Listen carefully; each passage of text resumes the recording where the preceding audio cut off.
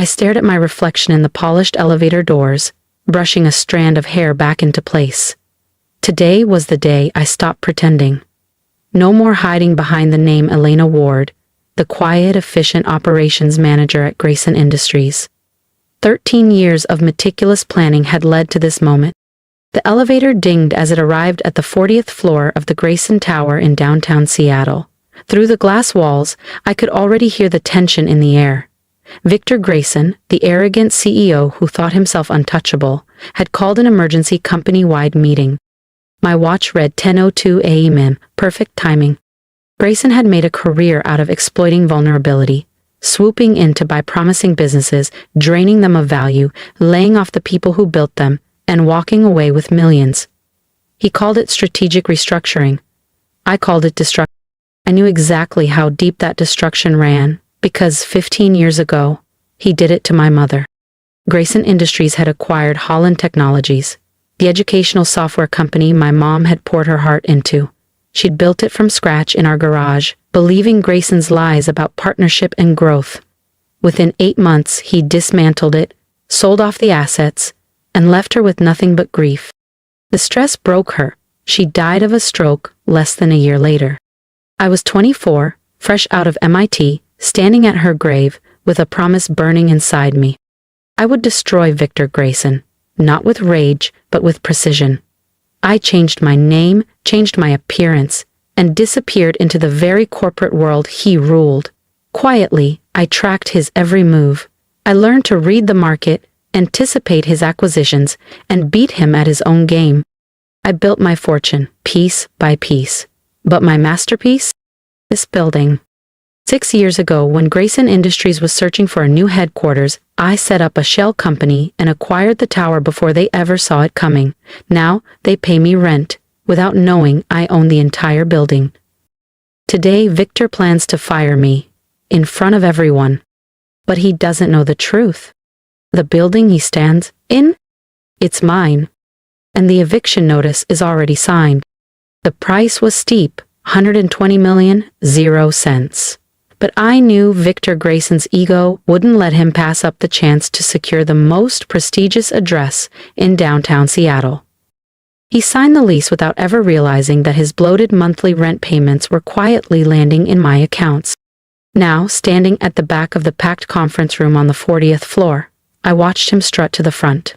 Victor Grayson in all his self-important glory, that designer navy suit, the smug grin, the slicked-back silver hair. Right behind him was his golden boy, Nathan Grayson, recently appointed COO. Nathan gave me a knowing, almost smug glance, as if I hadn't already predicted every move they'd make. They thought they were orchestrating a takedown. Cute. Victor cleared his throat, his voice artificially calm. "I've called this meeting," he began, "because we've uncovered some disturbing activity." His eyes snapped to mine like a trap. "Elena Ward, please step forward." I kept my expression unreadable as I walked to the front. Around me, coworkers fidgeted, eyes wide. Everyone in this company knew what emergency meetings meant. Public executions. "Grayson style?" "Ms. Ward," Victor continued with exaggerated disappointment, "you've accessed confidential files beyond your clearance. Acquisition models, board minutes, even private investor accounts." He paused for dramatic effect. "Care to explain?" Of course I had accessed them, carefully, strategically, leaving behind just enough digital breadcrumbs to make it look like I'd slipped up. "I'm not sure what you're referring to," I replied softly, playing the part of the blindsided employee one last time. Nathan stepped forward with a folder in hand, flaring it open like a magician with a trick. "Don't bother lying. We have logs, timestamps, IP traces. You've broken multiple NDAs and jeopardized our upcoming deals." Gasps rippled through the room. Victor crossed his arms. "You've betrayed our trust, Elena." "Maxwell Corp. Pardon me, Grayson Industries has no room for disloyalty. Pack your things. Security will escort you out." He turned to the room with a performative scowl. "Let this serve as an example. We do not tolerate sabotage." The irony almost made me laugh. Victor Grayson talking about loyalty. This was the moment I'd been engineering for over a decade. I reached into my jacket and pulled out a sealed envelope.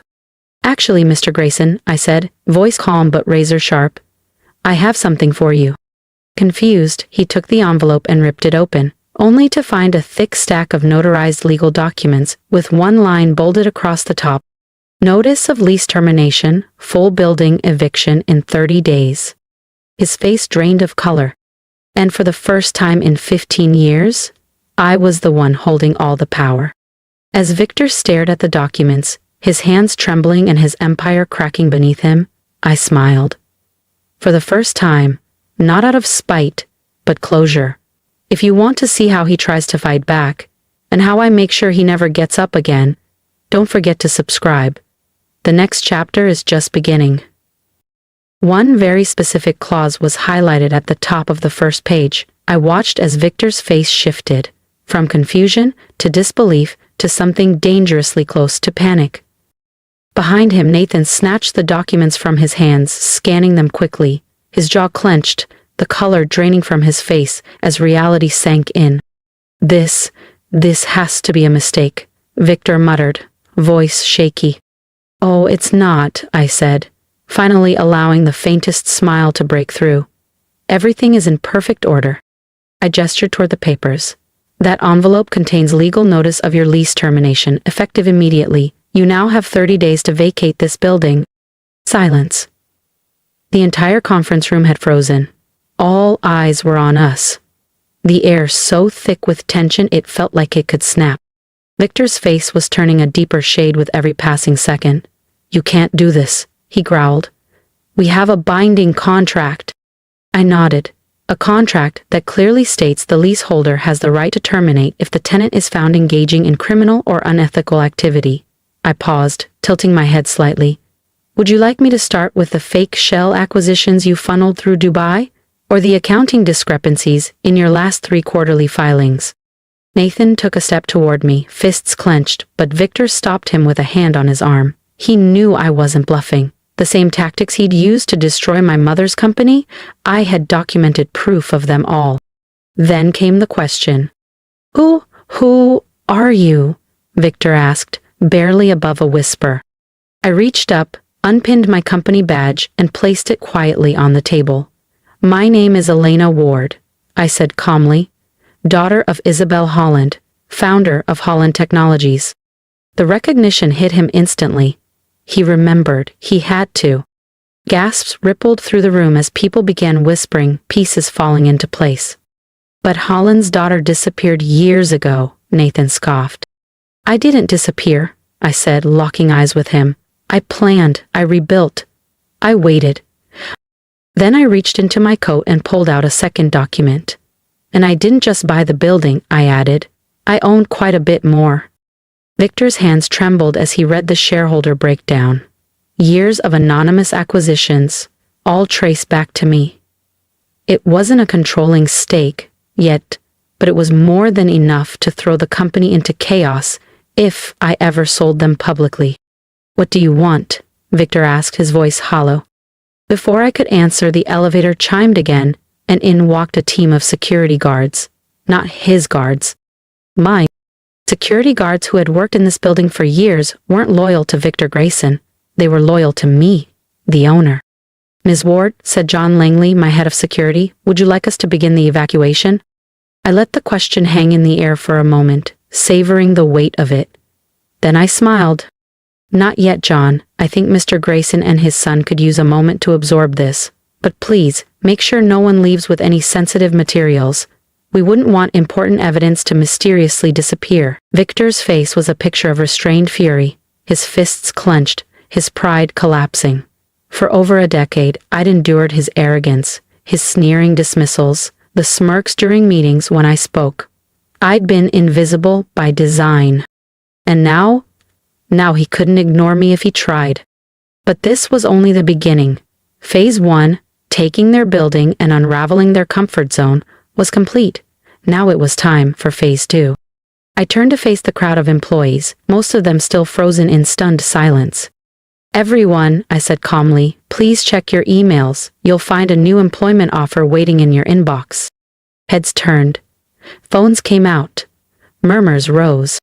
My company, Holland Ward Holdings, is acquiring all legally sound assets of Grayson Industries. If you choose to stay, you'll receive a 15% raise, enhanced benefits, and leadership that actually values you.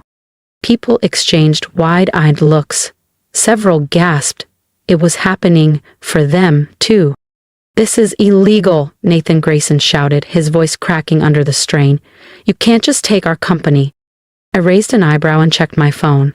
Actually, in about 2 minutes, the SEC will be releasing a statement confirming their investigation into Grayson Industries' financial activities. Victor staggered backward, grabbing onto a desk for balance. "You've been planning this," he said, voice low. 10 years, I replied evenly. "The same amount of time it took you to destroy my mother's company, Holland Technologies." His eyes widened. The connection was no longer just a theory, it was truth. And then every phone in the room buzzed at once. The SEC's press release had dropped right on schedule. Gasps filled the room, screens lit up with headlines.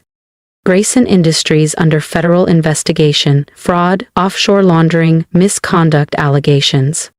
Victor and Nathan stared at their screens, pale and speechless. I stepped forward, my voice rising just enough. "The building, that was just the start. While you were too busy watching me slip up, I was documenting every shell company, every off-the-books transfer, every single falsified ledger." I paused, letting the silence sharpen the moment. "Did you really think I spent a decade in your shadow just to take your office space?" John and his team formed a line between the Graysons and the elevators. Outside the glass walls, the press had already started gathering. And this time, they were here for my story.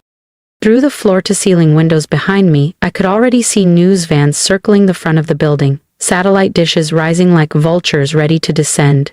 Flashbulbs flickered below. This wasn't just a corporate collapse, it was a reckoning. "My mother believed in building things," I said, turning my gaze toward Victor Grayson.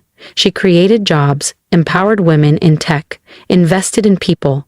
But you only know how to dismantle, exploit, and destroy. How many lives have you ruined? How many dreams have you gutted just to line your pockets?" Nathan surged forward again, but 2 of my security guards stepped in, gripping his arms with quiet precision. "You'll regret this," he snarled, his voice soaked in entitlement. "We have powerful allies." I tilted my head slightly. Had powerful allies? Check your phones again. Right on cue, another wave of alerts buzzed through the room. Screens lit up as the top business networks reported the rapid collapse of Grayson Industries. Shareholders were bailing, investors distancing, affiliates issuing statements. The stock? Already plummeting. "Loyalty fades fast when there's nothing left to gain," I said calmly. "Oh, and those offshore accounts? The ones you thought were safe in Zurich and the Caymans? They're being frozen as we speak." Victor's knees buckled slightly as he collapsed into a chair. His image, the titan of Seattle finance, crumbled in front of his employees. "You've destroyed everything," he whispered, almost to himself. "No," I corrected softly. "I've salvaged what was worth saving. The healthy parts of Grayson Industries will continue. Under new leadership, with better pay, better ethics, and a future." I turned to face the employees once more. "You have a choice. If you stay, you'll be part of something new, something that creates real value instead of tearing it down." There was a beat of silence. Then Sarah Chen, a gifted developer who'd been overlooked for years, stood and raised her voice. "I'm staying." One after another, voices followed hers. "I'm staying. Count me in."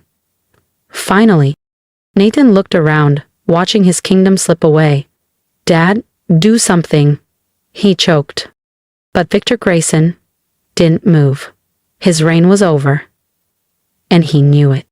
"You'll be given 1 hour to clear out your personal belongings," I said firmly. "After that, neither of you will be allowed back inside this building." As the guards escorted them away, I called after Victor one last time. "Mr. Grayson?"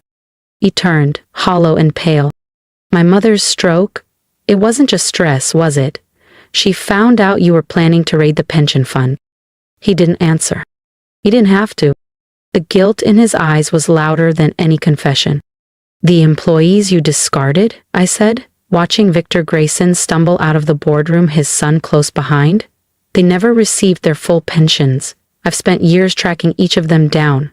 Next week they'll receive checks covering every dollar they were owed, plus interest. That was the final blow. Victor Grayson, once hailed as the master of mergers and ruthless reinvention, shuffled away like a man with no empire left to rule. And Nathan, once so smug and sure, followed in silence. His legacy burned to the ground before it ever began. The next few hours were a blur. News vans crowded the streets, trying to break through the line of security that protected the building. Our PR team, prepped and ready, released a carefully crafted statement. Holland Ward Holdings acquires Grayson Industries ethical assets. All employees retained. Benefits upgraded. By nightfall, I found myself alone in what had once been Victor's glass-walled sanctuary, now quiet and still. The Seattle skyline stretched before me, streaked in deep orange and fading blue. On the desk sat a single photograph, me and my mother at a Holland Technologies picnic before everything fell apart. I picked it up gently, brushing my thumb across her smile. "We did it, Mom," I whispered. "We made it right." A soft knock at the door pulled me from the moment. Sarah Chen stepped inside holding a folder. "Ms. Ward," she said, "the transition team is ready." I turned from the window, offering a calm nod. "Just call me Elena," I said with a small smile. "We've got work to do." She grinned. "They're calling this the greatest corporate takedown they've ever seen." I shook my head. It was never about the takedown. It's about what comes next. My mother always said a company isn't just about numbers. It's about people, ideas, and doing the right thing, even when no one's watching. As we walked down the hall together, a strange lightness settled in my chest. After 10 years of waiting, hiding, and maneuvering, it was finally over. The next morning, I entered the lobby, my lobby. The Maxwell logo was already coming down. In its place, Holland Ward Technologies. Employees passed by with nods, not to the analysts they once ignored, but to the woman who'd taken it all back, not just for revenge, but for restoration. Victor and Nathan would face federal charges. The SEC would handle that. But I had a different mission now. Rebuilding. My mother taught me success isn't just about profit, it's about purpose. And now, with the past behind me, I could finally build the kind of legacy she always dreamed of. Because in the end, the greatest revenge isn't destruction. It's creating something worth remembering. If you've made it this far, thank you. Not just for listening, but for seeing me. For years I was invisible, just a quiet name on an org chart, underestimated, dismissed. But I learned something powerful in that silence. You don't need to shout to make an impact. You just need to know your worth, hold your ground, and move with purpose. If you've ever been overlooked, if someone has torn down something you cared about, I want to hear your story in the comments, because your voice matters. And if this resonated with you, if you believe that the best revenge is rebuilding something better, subscribe. Not for the drama, but for the reminder that integrity, patience, and grit do win in the end. We're not just telling stories here, we're rewriting legacies. And maybe, just maybe, you're closer to reclaiming yours than you think. Let's rise together.